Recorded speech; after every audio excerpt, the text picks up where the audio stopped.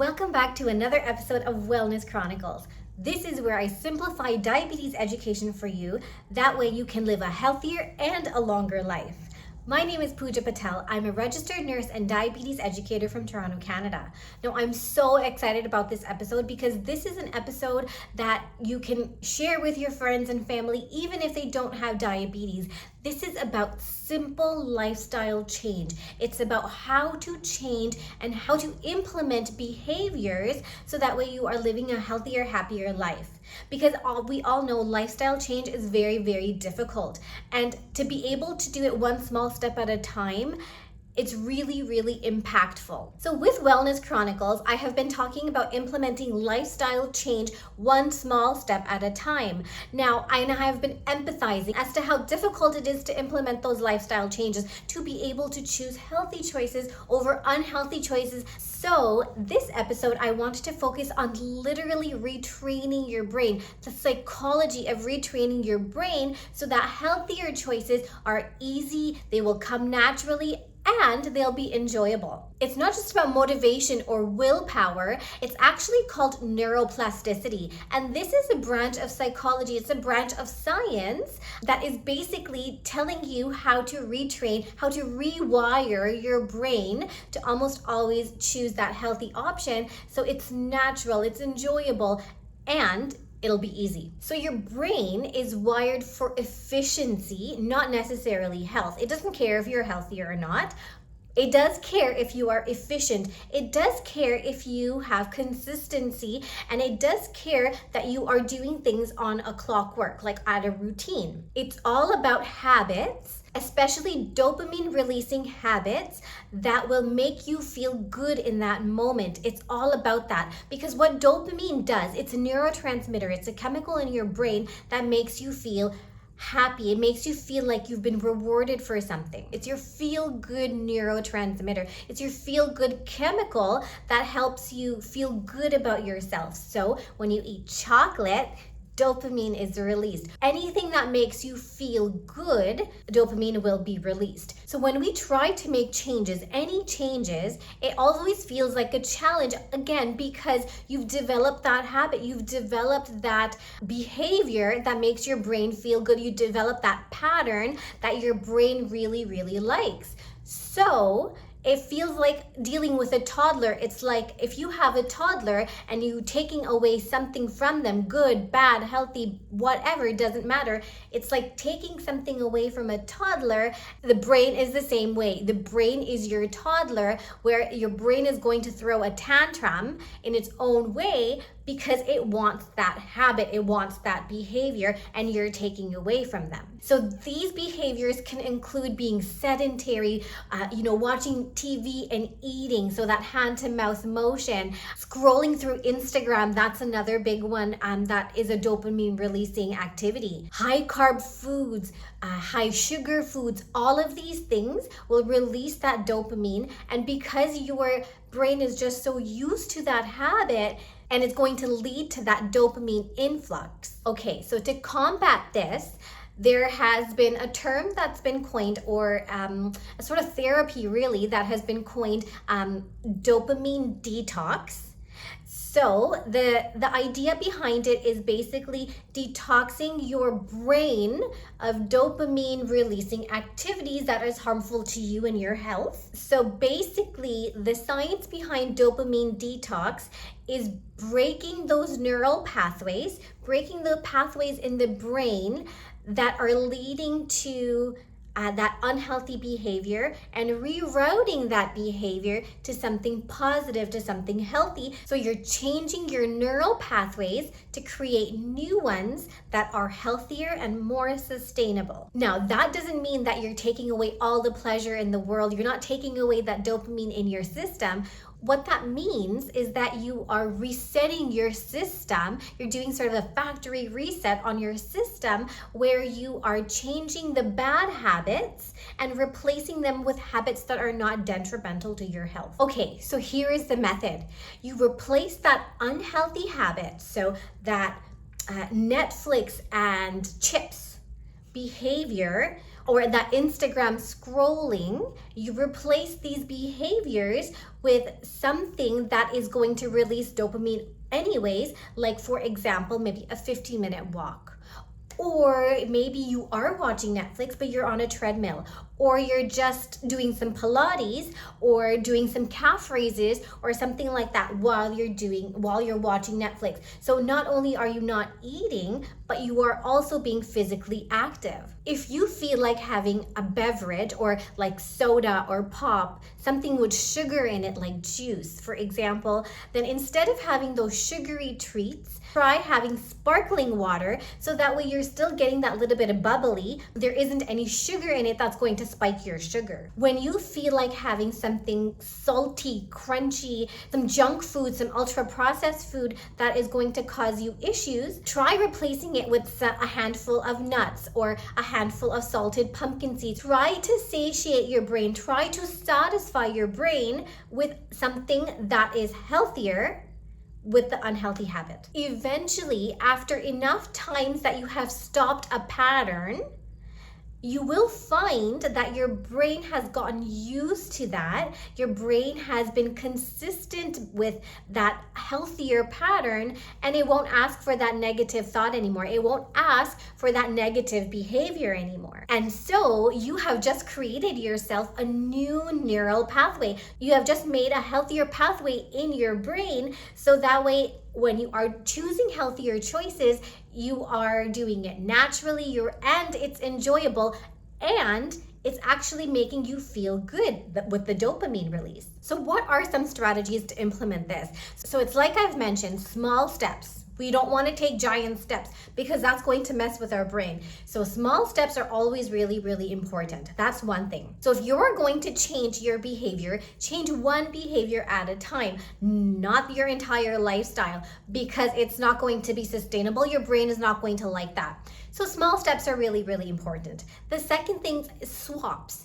So swap unhealthy behavior with a healthier behavior like we've talked about. The third strategy that I suggest is maybe make your environment so that you don't have access to that healthy behavior. So for example, it's like when people say, I don't buy chocolate because if it's there, I'll eat it. I don't buy ice cream because if it's there, I'll eat it. So it's the same concept. Make your environment conducive to how you want to lead your lifestyle. So the fourth thing is, your brain likes repetition, it likes consistency, it likes habit.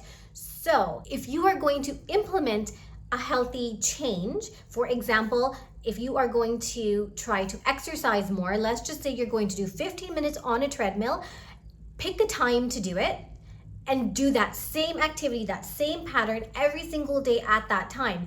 This will make it more sustainable, and it will make it so that your brain actually ends up enjoying it. It will become more natural to you. It will become secondhand, and it won't feel like it's a chore. And automatically, you will start negotiating with yourself that you're going to start next Monday, next Monday, next Monday. It won't be that way anymore. That negotiation that you constantly have with your brain, it will end. Habit stacking. Habit stacking is also a great way to change a habit. So for example, you've had your dinner, you're cleaning up, and as soon as you're done cleaning up, you go for that walk. So you know that this is your pattern, you know that this is your routine. These are your habits that are already structured in your day. So if you use those habits and stack healthier habits on it, it's easier for your brain to understand and to sustain in the long term. Okay, so I want to tell you about a patient of mine. She is 46 years old. She has been diagnosed with type 2 diabetes for about 7 years now. She is on 2 oral medications to manage her diabetes, and she knows that she wants to get off of these, at least one of the medications. So she implemented lifestyle changes for about 3 days. But every time she sits down to unwind for the night, after she's put her kids to sleep, after she's cleaned up the kitchen, after she's ready to just unwind for the night, and she turns on that TV, and because it's been a part of her nightly ritual to have ice cream and watch TV, that habit, the brain is telling her to have the ice cream and watch Netflix. And so even though she's been good all day long, she was eating healthy, balanced meals. She was exercising, trying to get her 10,000 steps in. She was trying her best for 3 days to get those healthy lifestyle changes in. But at night, she would end up caving into those cravings. She would end up caving into those thoughts that she needed that ice cream. So she had become so frustrated with herself that she just thought that she didn't have any self-control, that she didn't have any willpower or motivation to just stick through it. So this is where I had to sit her down and I had to reassure her that it's not her fault. It's actually the fault of that reward loop, the reward system loop that is feeding those thoughts, feeding her brain with the dopamine, that the bowl of ice cream while watching TV, that is the behavior, that is the activity, that is the repetitiveness that the brain likes. And that is the reward that she needs and she so craves. So I suggested 3 things to her. The first thing I suggested was, instead of heading straight to the kitchen when she had that thought, when she felt like having that ice cream, was to interrupt that behavior or busy herself with something else. Give that behavior some time to set in and to tell yourself, I'm not going to have that bowl of ice cream. I can watch the TV, but I'm not going to have that bowl of ice cream. So to interrupt that negative thought, busy herself with something, and that could be anything. So I told her that she could busy herself with making tomorrow's to-do list, or she could do some light stretching, or maybe she can go for a walk around the block, or any other activity that interrupts that evening ritual of ice cream and TV. The second thing I suggested to her is to stop that feedback loop of Netflix and ice cream.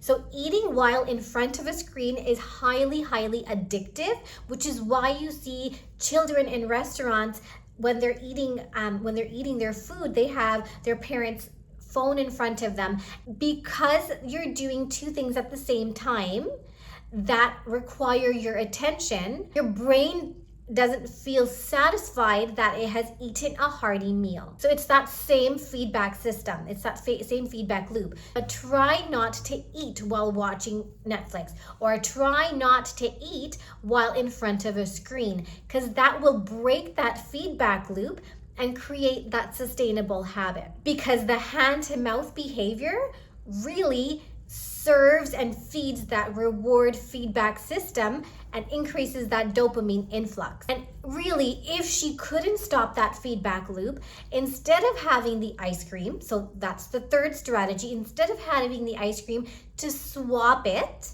with something else, like a chamomile tea, or eating a piece of fruit with almond butter, or a piece of cheese, something that is not going to spike her sugar and cause her fasting sugar to spike also. So she tried this for about a week, and then she did find that her cravings were much more manageable. She was able to maintain that healthy behavior for more than a couple of days. And when she felt the urge that she wanted to reintroduce the ice cream and the Netflix, she used one of those 3 strategies, and she was able to actually break that cycle. She was able to break that loop. And over time, she habit stacked. So she was able to put together some of the habits so that it was a sustainable routine for her. So again, brain likes consistency. So she did it over time, and she was able to break through those habits. And she actually came into me with an A1C of 7. We were able to drop it down to 6.7 over the 3 months that we were working together. So that brings me to the pro tip of the episode. As I have told you again and again this episode, the brain likes repetition. The brain likes familiarity. It doesn't care if the habit or the pattern is healthy or unhealthy. It just likes that repetitive behavior. So pick one small thing this week. One small behavior, one small habit that you want to change. Pick one of the strategies that we've talked about through this episode. interrupt your behavior, right? Change that thought process, habit stack, create an environment that is conducive to the lifestyle that you want to lead. There are so many things that you could do to just change those neural pathways, to change the chemistry of your brain, so that way you are not feeding into that reward system loop that is causing you to have those glucose spikes. And once you have implemented this, track how it feels, your energy, your focus, your self-worth, your self-control. You're just going to feel amazing because you have achieved something that you haven't been able to achieve previously, because you haven't broken that feedback loop. You haven't dopamine detoxed, so to speak. Remember, change is really hard, but it doesn't have to be mighty. So one small step at a time will help you achieve your goals long term. So that brings me to the end of the episode. Thank you so much for listening all the way to the end. I really loved talking to you about how to implement those lifestyle habits one step at a time for that big impact. This was such a great episode to film, such great information to share with you about the dopamine detox, and it's so relatable. It's not just for people who have diabetes, it's for people in general who want to make a positive impact in their life, try to make more healthier changes in their life. So if you feel like you have taken away anything from this episode, don't forget to share and subscribe. It is absolutely free. It does help me create more content for us to create a happier, healthier community. So until next time, please stay happy, healthy, and kind.